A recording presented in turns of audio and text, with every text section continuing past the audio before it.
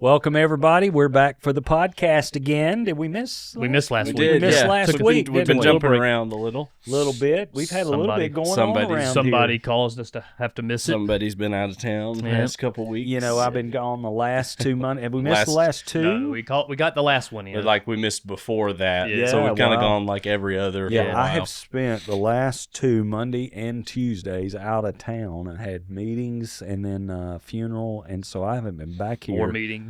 From board meetings. I've not been back in the office Monday and Tuesday until this week, and I love the feeling of being here. And when you got to be gone Monday and Tuesday, Wednesday and Thursday come really fast. We love you being here.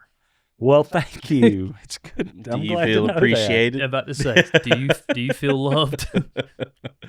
That's the kind of workplace we have around here. Yes, if that's sincere, then I do. There it is. Big weekend at Upward this weekend. First soft launch of that multi-site. The dream finally hitting and coming to pass. Yeah. And that was a big deal this week. Oh, yeah. It was awesome. It was an incredible weekend. Really was. Team was over there Saturday. You guys were over there with them on Saturday, learning how to set up and tear down all this equipment. And then Sunday, getting a chance to see it all happen for real. That was wild. I can't wait for people. You know, we're just doing a soft launch now, so we really haven't thrown the doors open and said go over there. And we still aren't. Not yet. No. But we had about 150 over there yesterday, volunteers and leadership, just getting the thing running, which is so cool. But I can't wait for – we got a sneak preview day coming up. Mm-hmm. I can't wait for the people to see the quality of the equipment and the quality that's been put into this. Yeah. I was – knowing what it would be, I was on Saturday just blown away about at how big a deal it is. Yeah. I just kept walking around saying this is a big deal, and we really did it right. So I think people, when they go to that sneak preview or start attending there, are really going to be surprised at how great that the environments and the experience is. Every area too. I mean, not just the auditorium, but I mean the lobby space that you're in part of, walking or driving up onto the parking lot, kids ministry environments, all of that. There were several things like the signs that I'm like, we got to get those here at the Flat Rock campus. Like the new campus has a couple things better than we've got them here at Flat Rock, and the confidence monitor. Did you see that thing? I saw that, and I said, I got to have me one of those at Flat Rock. What do you mean? We have one. It's up on the wall. They've got one. Oh, you like it better right there? I love it. It's right down at the floor. It's so cool. So just be warned. I saw about I'm surprised you like that 3 or 4 things over there that we need to have here. So that's usually not how that happens, right? Usually the new campus says, why don't we have this? But now we're here. There's some things that, Yeah, but it was so fun. So fun. Great job to everybody. And if you want to come early, you just serve. Just come help us set it up and tear it down, and you can see it early. Yeah, people show up, about 7 a.m.? Yeah, 7:30. Yeah. Is that going to be the common time, about 7? We're still tweaking it after the first weekend. Hey, that's what the practices are for. We're tweaking everything right now. We're just seeing what we got and seeing what to do. So we'll be making a whole lot of decisions on that going forward in the next several weeks. But it's been good. Good week. Good weekend. Started a new series that was very special to me. This message was special to me. It was cooked in the microwave kind of fast. I'll be honest about that, because I did not see where that passage was going until Wednesday morning. I had it all planned out in verse 2 and verse 3, and I made a mistake that's easy to make as a preacher, and I'll share this with any preachers listening. You got to look at context. Right. You got to look at context, because the context of your passage, you may be preaching on verse 2 and 3, as I was, and forget that verse 1 and the whole surrounding chapter has a whole lot to do with it. So we were in Isaiah 54, and I'm geared up to preach. I think it's verse 2 and 3 that I'm really geared up to preach. Well, Wednesday morning, I pulled a bunch of stuff together. And, of course, I was out of town, and I got up Wednesday morning, and I sit down, and I'm diving deep to just finish this message. And I see verse 1, and verse 1 is all about birthing babies. It's about a mother who can't have children. And, as I said yesterday, it's been a real year of praying for that personally for me. God's laid it on my heart to pray for young families or any family that they just want children and can't have them. And so we've been praying for that. And when I saw that verse, I thought, wow, God has just set this up. And for whatever reason, I didn't see it till now. So I just reworked that whole message.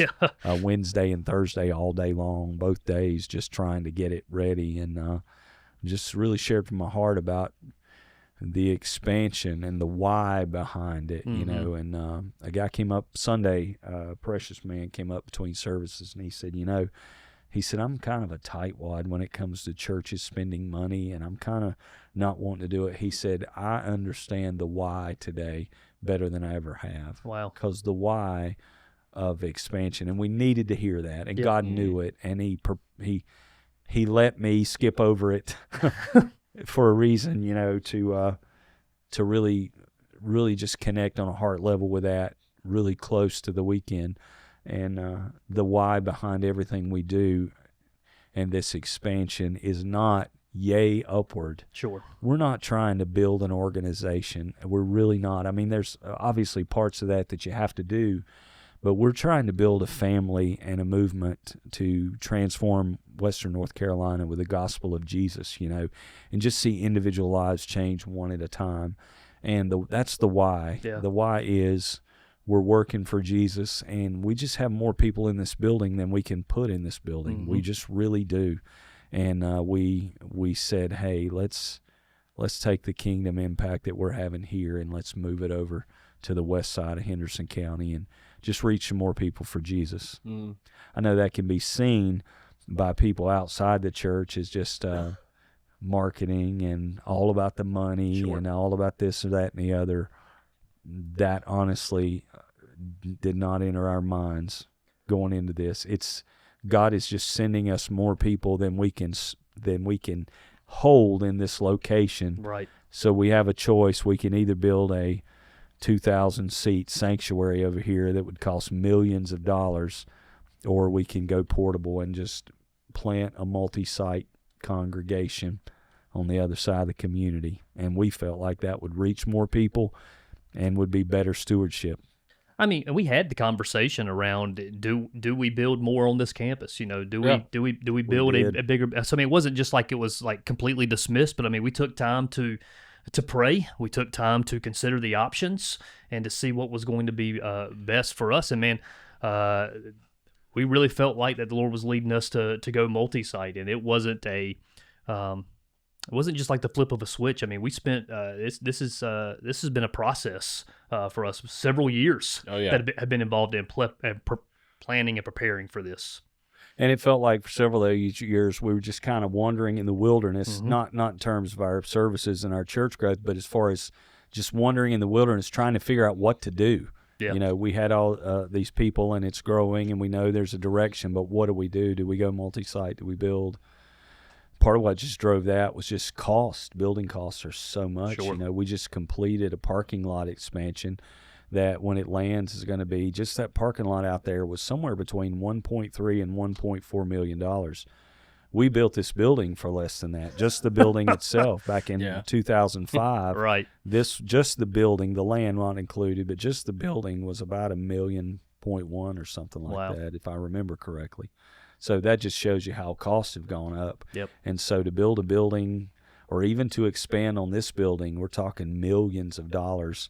And we committed to staying out of debt as well. We really felt like the Lord did not want us to go into debt. So we prayed over it and said, how can we extend our influence and our reach and house this move of God without going into debt? And here comes the solution, multi-site. And we're debt-free today. We're just about to pay off this parking lot, and when I say pay off, I just mean the installment. We're not in debt. We have zero debt right now, and we're going to pay for this parking lot and all the equipment and multi-site, totally debt-free.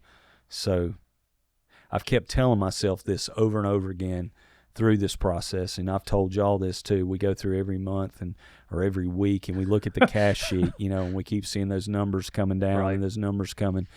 And I kept praying about this and saying, listen, at the end of this year, you're going to have that campus launch, the parking lot will be done, and you'll be debt-free. You won't have any payments. So press on. And, you know, we made it. We've made it. We've got a little bit of money left to raise, but we're here. You know, there's a part of this, too, where, you know, we spend at the end of every service, we invite people to come to the front to spend some time in prayer. And oftentimes we, lean into the miraculous, that if you've got a need, we're believing God for a miracle for you. I think it's easy for that to just lean into physical healing, kind of seeing a miracle there, or maybe a miracle in a relationship restored, whatever it may be. But man, we're seeing a move of God in God's people being generous, and to think that over $1 million. You mentioned it from the platform this weekend. Over $1 million has been given just towards the expansion fund this year. God's people have given over $1 million towards this project, on top of normal operating expenses and what we need to operate. We ourselves, as a church, we invested 2 weeks of budget money into it. Yeah. And we're catching that up now. Yeah. And I mean, that's $1 million, above $1 million for this project, and essentially we're close to making budget right now, even with those weeks we just gave to this.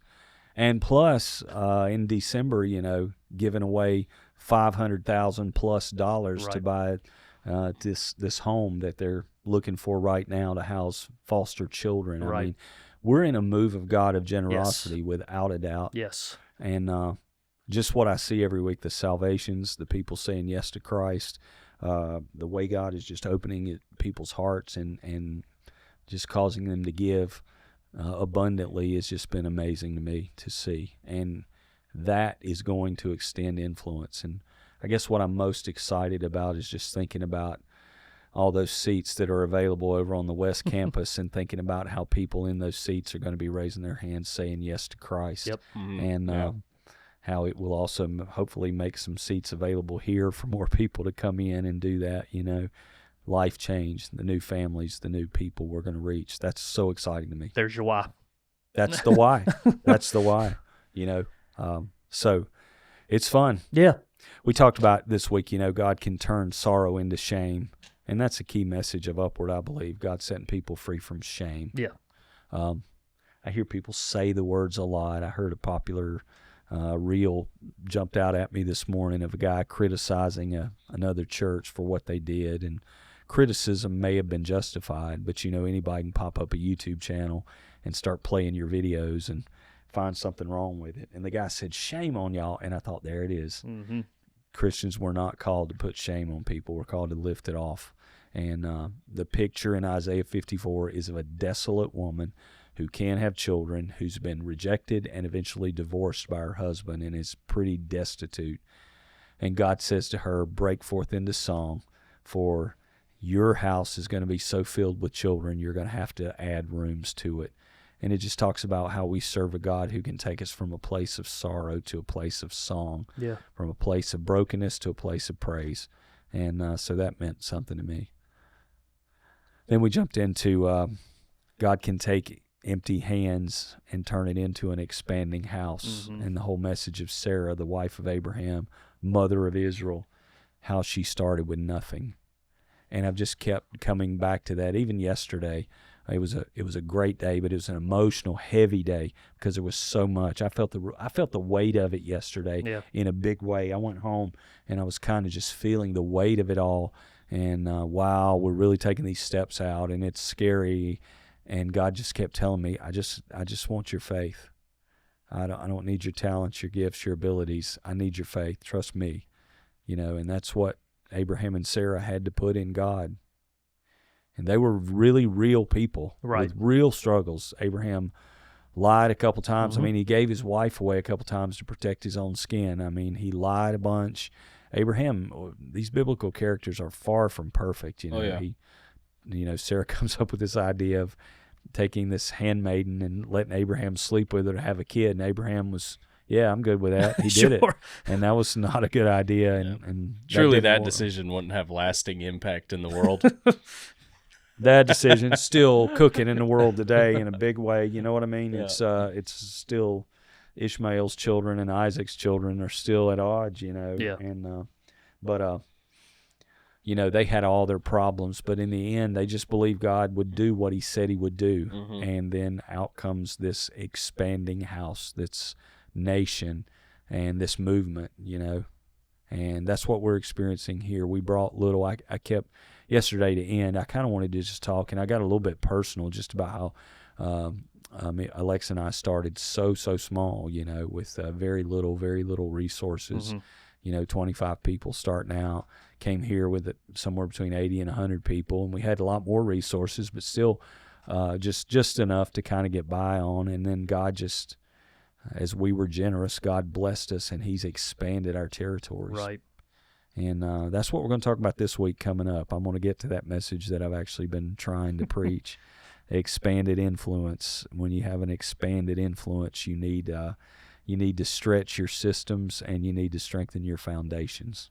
Yep. He said, enlarge your tent. That means put your influence out over a greater area. But when you do that, you have to lengthen your cords, which is talk about support systems that hold everything together. And the last thing he said is strengthen your stakes. You got to know what stakes you've driven in the ground that aren't going to change as you grow. Right. Stakes don't move.